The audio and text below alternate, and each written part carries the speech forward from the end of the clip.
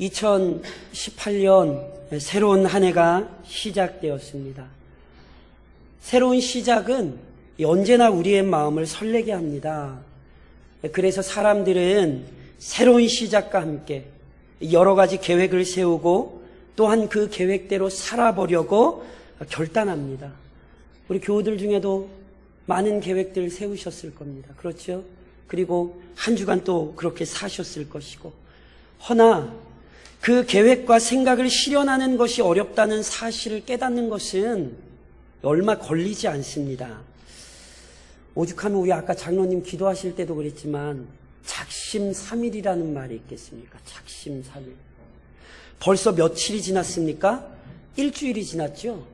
그래서 벌써 이 말대로 되어버린 사람들이 꽤 있을 겁니다. 아마 이미 포기했을지 몰라요.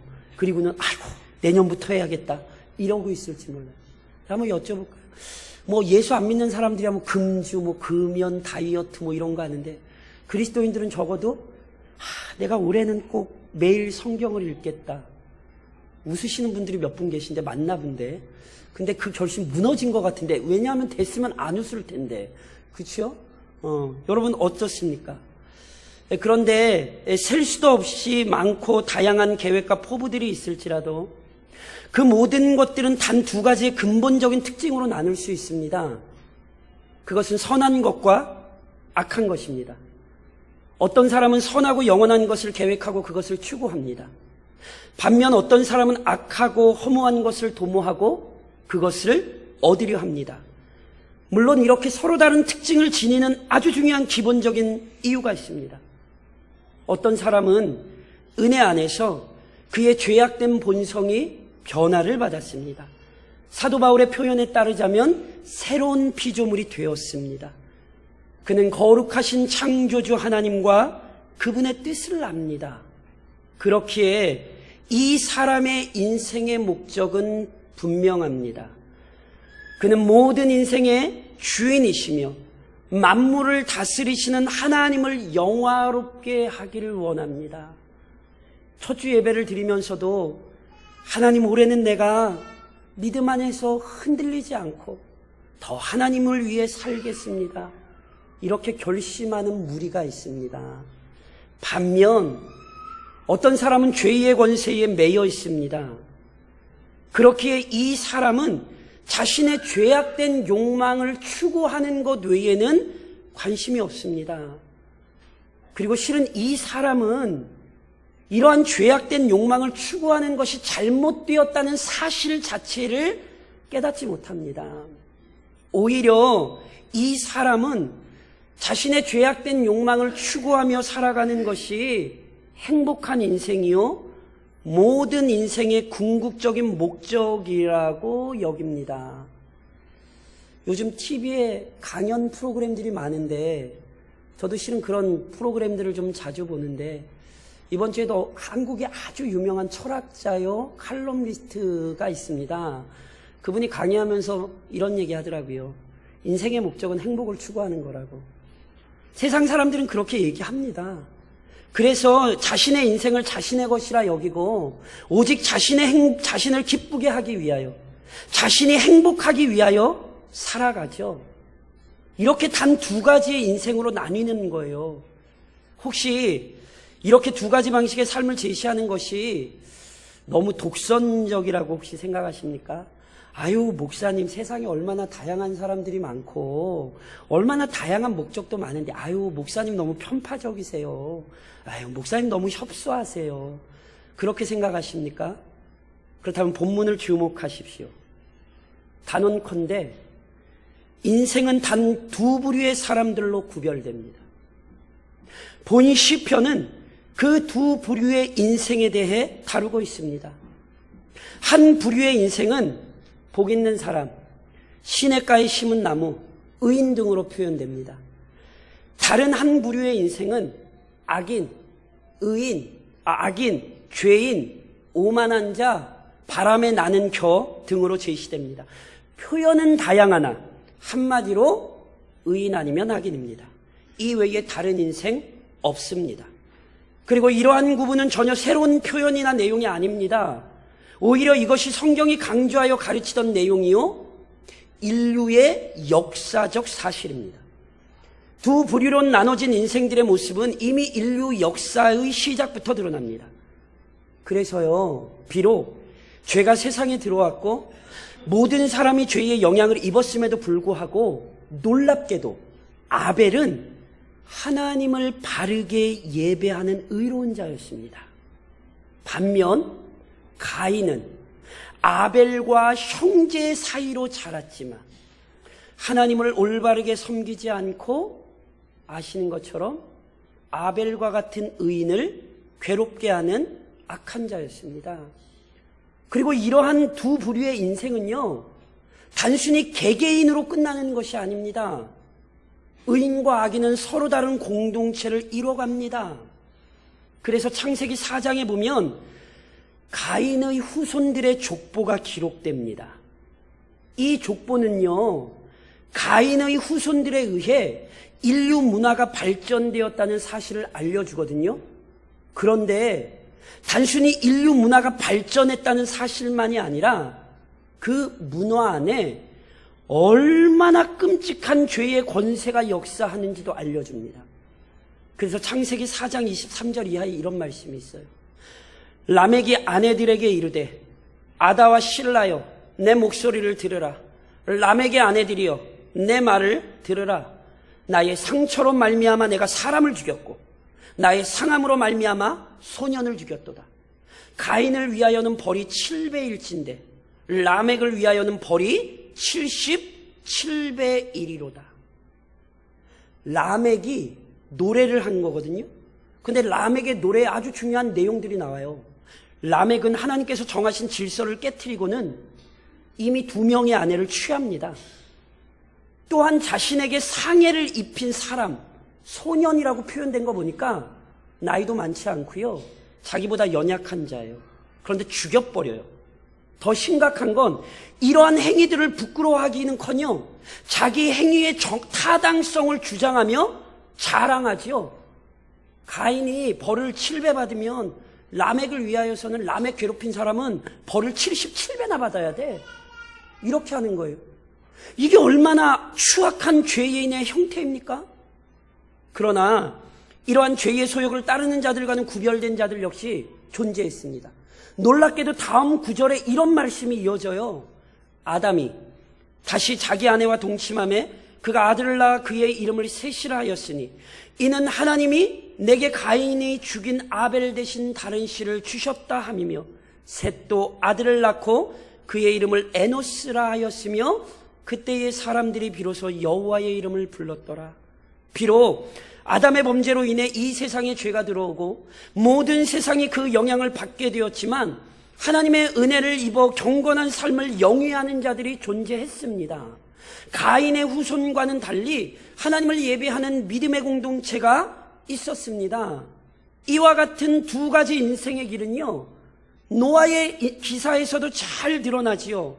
하나님께서 노아의 시대의 홍수 심판을 시행하셔야만 했던 이유는 분명합니다. 창세기 6장에 명확히 기록합니다.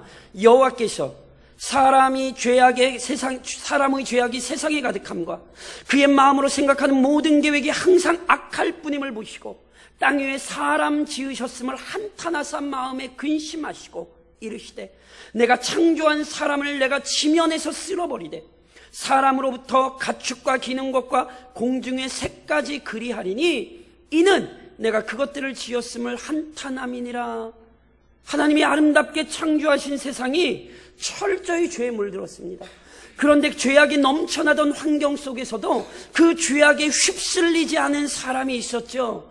그래서 창세기 6장은 곧이어 이렇게 기록해요. 그러나 그렇게 죄악이 많은 세상이었으나 노아는 여호와께 은혜를 입었더라. 이것이 노아의 족본이라. 노아는 의인이요 당대의 완전한 자라. 그는 하나님과 동행하였으며. 노아는 흉포함과 패역함이 가득한 그 시대에도 하나님과 동행하는 은혜를 누렸습니다. 그래서 결국 하나님께서 물로 세상을 심판하실 때에 노아의 가정은 심판에서 벗어나는 특별한 사랑을 누렸던 것이지요. 물론 홍수 심판 이후에도 죄인들의 본성은 변하지 않았습니다. 그래서 이후에도 언제나 두 부류의 사람들, 두 가지 인생의 길이 존재했습니다. 야곱과 에서 역시 이 두 부류의 사람들을 대표하는 자들이죠.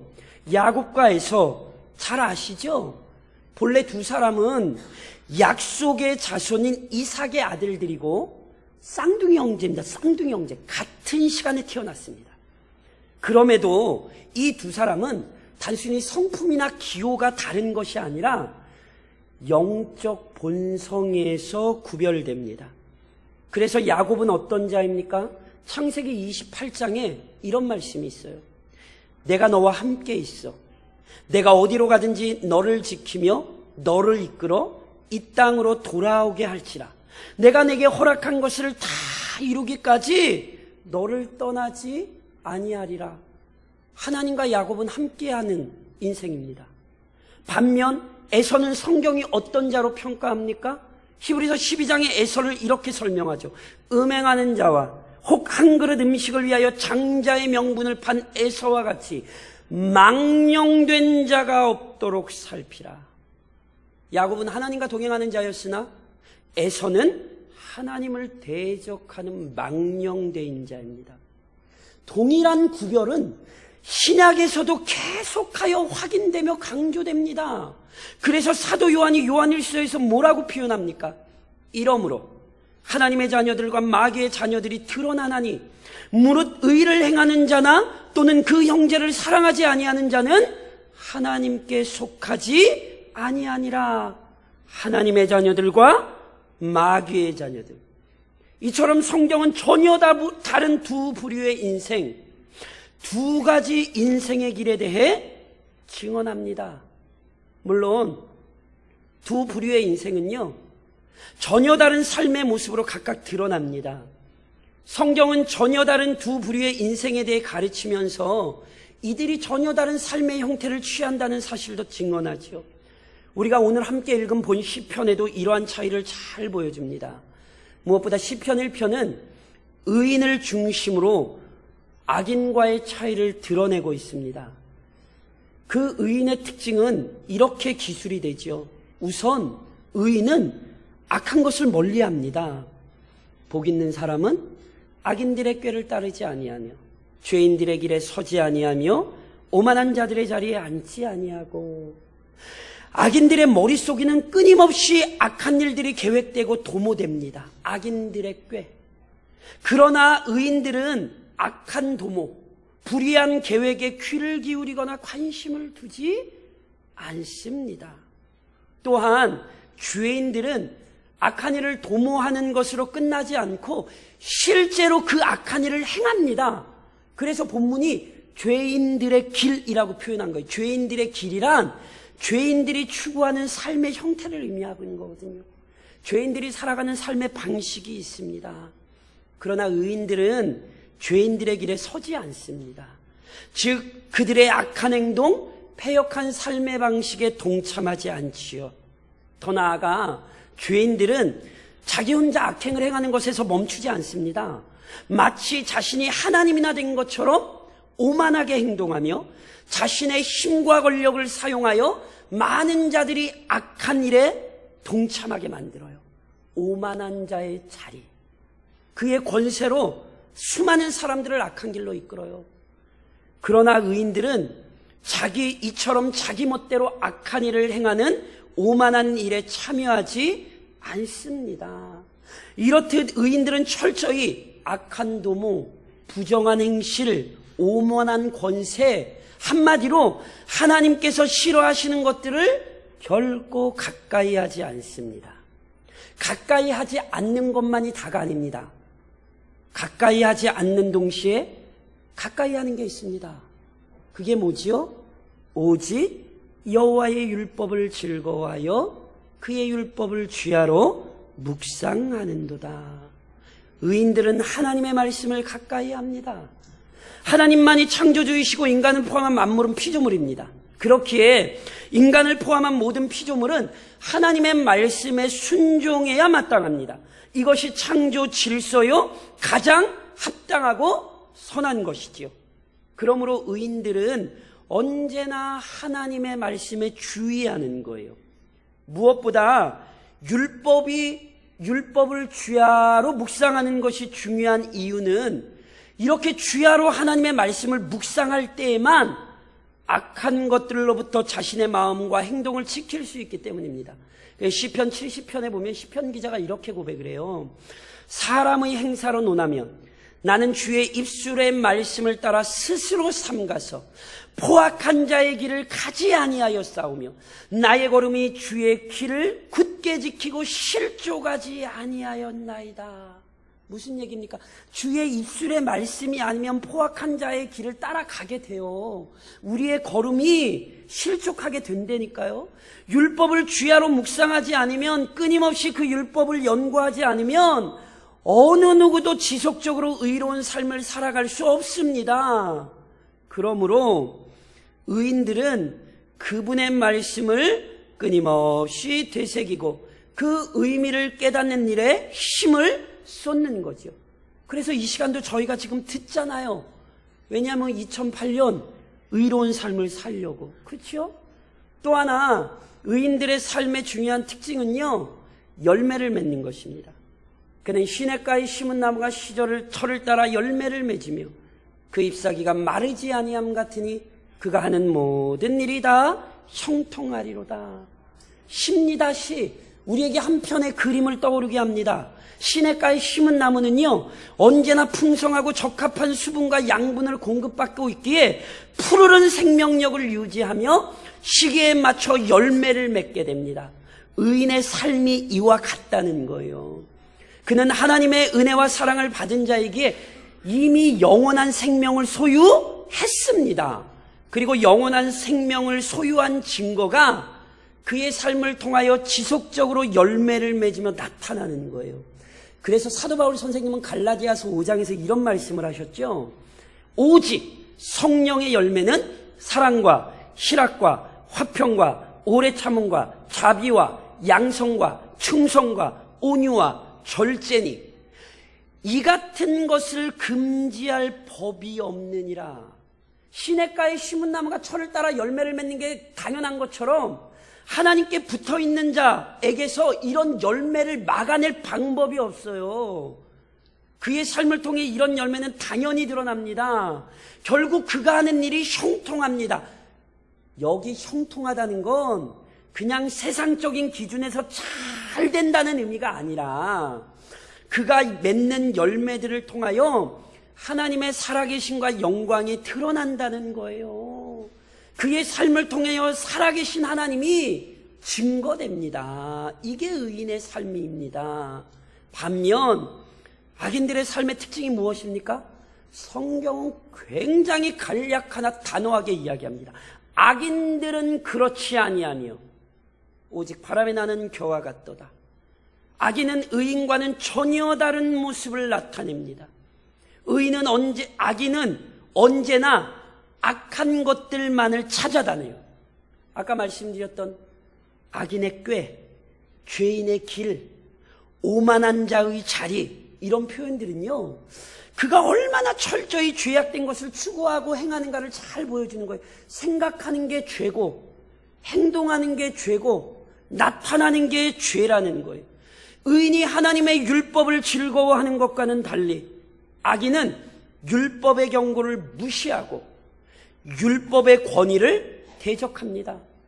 결국 의인은 열매를 거둘 수 있지만 악인은 거둘 열매가 없습니다. 오히려 그가 행한 모든 것들은 농사 지으시니까 잘 아시잖아요. 바람에 날리는 겨와 같습니다. 이것을 잠언 11장은 이렇게 표현했어요. 악인의 삭은 허무하되 공의를 뿌린 자의 상은 확실하니라. 의인은 거두나 악인은 거둘 것이 없습니다. 그는 이 세상을 사는 동안 나름대로는 열심을 내어 살았지만 결국 아무것도 남기지 못한 어리석은 인생입니다. 그런데 단순히 남기는 게 없는 게 아닙니다. 두 부류의 인생은 결국 다른 최후의 결과에 이르게 됩니다. 의인과 악인의 삶은 달라도 너무 다릅니다. 그렇기에 그 결과 역시 다를 수밖에 없습니다. 본문은 그 사실을 이렇게 표현했죠. 무릇 의인들의 길은 여호와께서 인정하시나 악인들의 길은 망하리로다. 의인들의 삶의 결국은 여호와께서 인정하십니다. 인정하신다는 것은요, 하나님께서 그들의 삶을 기뻐하신다는 뜻이에요. 그래서 시편 149편에 이런 말씀이 있어요. 여호와께서는 자기 백성을 기뻐하시며 겸손한 자를 구원으로 아름답게 하심이로다. 믿으십니까? 지금 우리가 예배 드리는 것 실은 누가 기뻐하십니까? 믿으십니까? 그게 성경의 약속이에요.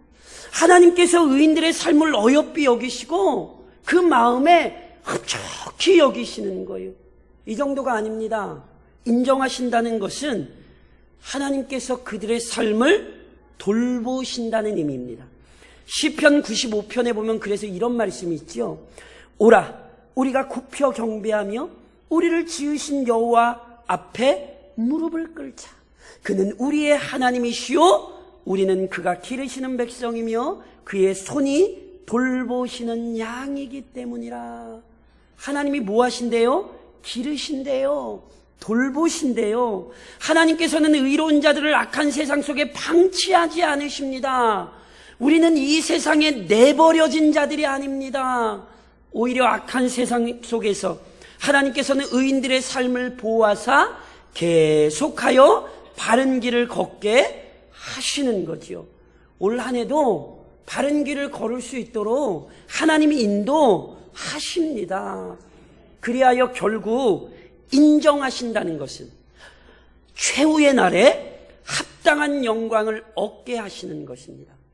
이 사실을 주인이 맡겨준 달란트를 가지고 성실히 일했던 종들에게 주셨던 말씀에서 우리 주님이 마태복음에서 이렇게 표현하셨어요. 그 주인이 이르되 잘하였도다 착하고 충성된 종아, 내가 적은 일에 충성하였음에 내가 많은 것을 내게 맡기리니 내 주인의 즐거움에 참여할지어다. 주인이 인정하잖아요. 잘했어, 너무 잘했어. 너 정말 충성된 종이야. 주인이 인정했죠. 그 결과가 뭡니까? 내 주인의 즐거움에 참여할지어다. 주인은 충성된 종의 삶을 인정하여 주인과 함께 그 종이 영원토록 즐거움을 누리도록 그 영광을 보장해 줬어요. 이것이 새하늘과 새 땅을 미리 보여주는 계시록에서는 그리스도와 함께 영원토록 왕노릇하는 것으로 표현된 것이죠. 이것이 의인의 길에 보장된 영광입니다. 반면 악인들의 길은 망합니다. 즉 악인들은 자신들이 추구하고 행하던 악의 결과를 그대로 얻게 될 것입니다. 잠언 10장에 보면 이렇게 기록하죠. 의인의 소망은 즐거움을 이루어도, 우리는요 주인의 즐거움에 참여할 거예요. 의인의 소망은 즐거움을 이루어도 악인의 소망은 끊어지느니라. 악인이 소망하던 모든 것 다 사라집니다. 바람이 나는 겨와 같습니다. 의인들의 삶은 합당한 결과를 얻지만 악인들 역시 합당한 결과를 얻겠지만 그것은 기쁨이 아니라 그것은 슬픔입니다. 이러한 최후의 결과를 본문은 이렇게 표현했어요. 그러므로 악인들은 심판을 견디지 못하며 죄인들이 의인들의 모임에 들지 못하리로다. 하나님께서는 반드시 악에 대해 심판하십니다. 왜냐하면 하나님은 공의로우신 분이기 때문입니다. 그리고 하나님은 어설피 공의로우신 분이 아니라 완전히 공의로우신 분이기에 그분의 심판 역시 완전합니다. 그런즉 어느 누구도 하나님의 심판을 온전히 감당할 수 없습니다. 그래서 그 심판을 주님께서는 마가복음에 이렇게 표현을 하셨어요. 만일 내 손이 너를 범죄하게 하거든 찍어버리라. 장애인으로 영생에 들어가는 것이 두 손을 가지고 지옥 곧 꺼지지 않는 불에 들어가는 것보단 나으니라. 지옥이 어떻게 표현됩니까? 꺼지지 않는 불로 표현됩니다. 꺼지지 않는 불이란 영원한 형벌을 의미합니다. 즉 하나님의 공의를 대적한 죄는 결코 그 값을 지불할 수 없는 것이고, 그렇기에 그 형벌이 영원할 수밖에 없습니다. 결코 그 심판을 끝낼 수 없습니다. 그래서 심판을 견디지 못한다고요. 그 심판은 다 받을 수가 없는 심판이에요. 영원할 거라고요. 게다가 악인들은 의인들의 회중에 들지 못합니다. 성경은 천국의 영광스러움과 즐거움을 표현하기 위해 여러 번 잔치의 비유를 사용합니다. 예를 들면 마태복음 22장에서 우리 주님께서는 이런 비유를 말씀하세요. 한 임금이 자기 아들을 위하여 혼인잔치를 베풀었습니다. 그리고는 수많은 사람들을 초대했지요. 드디어 잔치가 시작되었고 많은 사람들이 잔치에 참여하여 잔치자리가 북적북적했습니다.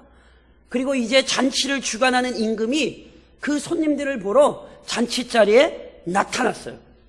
그런데 잔치의 주인인 임금이 잔치에 참여해서 딱 보니까 저쪽에 이 잔치에 합당하지 않는 자, 이 잔치에 어울리지 않은 자가 들어와 있어요. 그러자 주인이 어떻게 하는 줄 아십니까? 그 임금이 어떻게 했는지 마태복음 22장에 이렇게 기록됩니다. 임금이 사환들에게 말하되 그 손발을 묶어 바깥 어두운 데 내던지라. 거기서 슬피 울며 이를 갈게 되리라. 잔치에 참석하는 것이 합당하지 않은 자는 쫓겨날 수밖에 없어요. 이것이 나중에 그리스도의 재림으로 성취되는 새하늘과 새 땅에서 발생하는 거예요. 이 세상에서 악한 것을 도모하고 악한 일을 행하며 악한 권세를 사용한 자들은 결코 천국의 즐거움과 기쁨에 참여할 수 없습니다. 악한 자들은 거룩한 하늘나라에 들어올 수 없습니다. 주인의 뜻을 거역하고 불순종한 자들에게는 오직 고통과 통함만이 남을 것입니다. 이것이 악인의 길이 이끌고 가는 비참한 결국입니다. 그러므로 사랑하는 성도 여러분, 우선 자신이 어디에 속했는지 명확히 확인하십시오. 여전히 모든 인생들은 이 두 부류 중에 하나에 속해 있습니다. 나 자신 역시 이 둘 중에 하나입니다. 의인도 아니고 악인도 아닌 것은 없습니다. 그렇다면 지금 내 삶이 어디에 속해 있습니까? 새로운 한 해를 시작하며 여러 가지 계획들을 열심히 고민하며 세우셨습니까?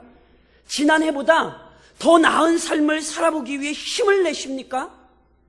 하지만 그 어떤 계획도, 그 어떤 준비도 지금 자신의 삶이 어떤 부류에 속해 있는지를 확인하는 것보다 중요하지 않습니다. 왜냐하면 이 둘 중 하나의 인생은 아주 비참한 결말로 끝나기 때문입니다. 이에 대해 마태복음에서 우리 주님 이런 말씀하셨죠.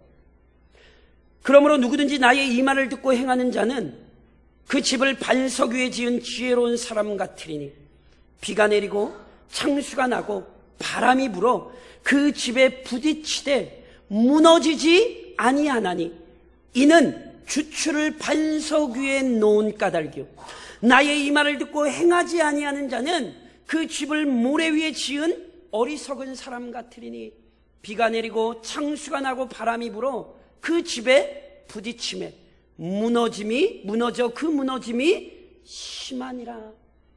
본 시편에 나온 의인은 반석 위에 집을 지은 사람입니다. 반면 본 시편에 나온 악인은 모래 위에 집을 지은 사람이죠. 사랑하는 성도 여러분, 결과는 분명합니다. 예수님께서 마태복음 7장에서 하신 말씀이 중요한 이유가 뭔 줄 아십니까? 두 사람 다 집은 똑같이 짓습니다. 예수 안 믿어도 열심히 삽니다. 오히려 예수 안 믿는 사람, 예수 믿는 사람들보다 더 치열하게 살 수도 있어요. 그러나 아무리 수고하고 아무리 노력해도 아무리 멋진 계획에 따라 공을 들여도 모래 위에 세운 집 무너집니다. 언젠가 인생의 풍파 찾아옵니다. 나는 안 죽겠지라고 혹시 생각하고 계십니까? 나는 이 세상에서 계속 살겠지, 혹시 그렇게 착각하고 계신 것 아니에요? 정신 차리셔야 합니다. 지금 내 삶이 걷고 있는 인생의 길을 먼저 확인하십시오. 그것보다 중요한 것 없습니다. 언젠가 우리 모두에게 우리 구주 예수 그리스도로 재림이 찾아올 것이고 그분 앞에 우리 설 때가 옵니다. 다시 말해 악인의 꾀 따르지 마시고 하나님의 말씀에 귀를 기울이십시오. 죄인들의 길에 서지 말고 그리스도를 본받으십시오. 오만한 자의 자리에 앉지 말고 성령과 동행하십시오. 본문의 경고에 주의하십시오. 자신을 점검하십시오. 2018년도 어리석고 미련한 삶을 살지 마십시오. 악한 길에서 벗어나 의로운 길로 돌이키십시오. 또한 하나님의 말씀을 대하는 자세를 살피십시오. 참으로 지혜로운 사람들, 진실로 의로운 사람들은 하나님의 말씀이 없이는 결코 온전한 삶을 살 수 없다는 사실을 잊지 않습니다. 시편 119편에 보면 그래서 시편 기자가 이런 고백을 합니다. 내가 주의 법도들을 작은 소리로 읊조리며 주의 길들에 주의하며 주의 율례들을 즐거워하며 주의 말씀을 잊지 아니하리이다. 뭐 하고 있습니까? 주의 말씀을 안 떠나기 위해 발버둥을 치고 있어요. 조금 다시 말씀드리면요, 하나님의 말씀을 대하는 자세를 보면 그 사람의 영적인 상태가 드러납니다. 그러므로 내 자신이 하나님의 말씀을 어떻게 대하고 있는지를 면밀히 확인하십시오. 얼마나 간절한 마음으로 하나님의 말씀을 가까이 하십니까? 얼마나 열심히 하나님의 말씀을 이해하고자 하며 배우고 계십니까? 얼마나 힘써 하나님의 말씀에 따라 살려고 힘쓰십니까? 집사님, 권사님, 성경 공부하셔야죠. 이걸 목사가 그냥 인사치레로 하는 말씀인 것처럼 들리십니까? 그렇게 들으시면 안 돼요. 제가 누누이 말씀드리죠. 목사가 성경 공부하자는 건 영혼 살리자는 거예요. 시간 남으니까 할 일 없으니까 우리 성경 공부나 합시다가 아니라 제발 그 영혼 좀 살리시라고 간절히 부탁을 드리는 거라고요. 그런데 놀랍게도 성도들이 그 이야기를 한 귀로 듣고 한 귀로 흘러보내요. 자신과 말씀과의 관계는 이런 질문으로도 확인됩니다. 지난 한 주간 자신에게 은혜가 된 말씀이 도대체 무엇입니까? 또한 지속적으로 하나님의 말씀을 통해 은혜를 경험하십니까? 이것이 왜 중요한지 아십니까? 아모스 8장 11절은 우리에게 이렇게 가르칩니다. 주 여호와의 말씀이니라. 보라 날이 이를지라. 내가 기근을 땅에 보내리니 양식이 없어 주림이 아니며 물이 없어 가람이 아니요 여호와의 말씀을 듣지 못한 기갈이라. 하나님께서 내리시는 아주 끔찍한 저주를 아모스가 선포했어요. 하나님이 내리시는 아주 끔찍한 저주가 뭔지 아세요? 하나님의 말씀을 깨닫지 못하는 저주입니다. 이것이 악인에게 나타납니다. 원래요, 악인은 마음이 강팍하게 하나님 말씀 싫어하고 멸시합니다. 그래서 그는 하나님의 말씀 가까이 하려고 하지도 않아요. 그런데 동시에 혹여 그 말씀을 듣는다고 해도 깨닫지 못합니다. 이 사실이 그리스도께서 사역하시던 때의 유대인들에게서 너무도 잘 나타나지 않습니까? 그래서 한 번은 그리스도께서 말씀하시고 나자 요한복음 10장에 이런 일이 발생해요. 유대인들이 다시 돌을 들어 치려 하거늘 예수께서 대답하시되 내가 아버지로 말미암아 여러 가지 선한 일로 너희에게 보였거늘 그 중에 어떤 일로 나를 돌로 치려 하느냐. 유대인들은 하나님의 아들의 설교, 말씀 자체이신 분의 설교를 들었거든요. 솔직히 말해서 예수님보다 탁월한 설교자가 어디 있습니까? 이 세상에 어떤 설교자를 예수님과 비교하겠습니까? 그런데 그분이 설교했는데 듣지 않았어요. 오히려 돌을 들어 그분을 죽이려고 했어요. 이것이 악인들의 정체입니다. 그래서 지금 자신이 말씀을 어떻게 대하고 있는가를 확인하셔야 돼요. 만일 말씀을 가까이 하고 있지 않다면 이미 그 영혼은 심각한 상태입니다. 말씀이 없이 말씀이 가까이 하지 않으며 살았던 삶을 회개하십시오. 그리고 말씀을 사모하는 삶을 회복하셔야 돼요. 더 심각한 문제는 행여 오랜 시간 동안 말씀을 통한 깨달음이 없다면 자신의 구원을 심각히 검증하셔야 합니다. 대광중앙교회 담임 목사로서 여러분을 너무너무 진실하게 사랑하는 마음으로 제발 부탁드립니다. 말씀의 은혜를 받지 못하는데 그대로 계시는 건 그것은 이미 큰 저주를 받은 것입니다. 이걸 확인하셔야 됩니다. 이걸 확인하셔야 됩니다. 그렇게 예배에 나와 앉아 있으나 마음이 하나님의 말씀에 통하지 않는다면 구원을 심각하게 검증하십시오. 여러분의 인생은 지금 심각한 상태에 있습니다. 속히 돌이키셔야 합니다. 물론 본문의 말씀에 따라 악인들의 삶을 부러워하지도 말고 의로운 자들과 동행하십시오. 사단은 혼자만 하나님을 대적하는 자리에 머물지 않았습니다. 그래서 에덴 동산을 지키던 인간을 유혹하여 악에 동참시켰죠.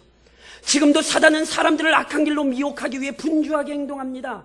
마치 악한 일이 대단한 것처럼 떠들어대고 미혹하죠. 디모데후서 4장에서 바울이 그래서 어떻게 가르칩니까?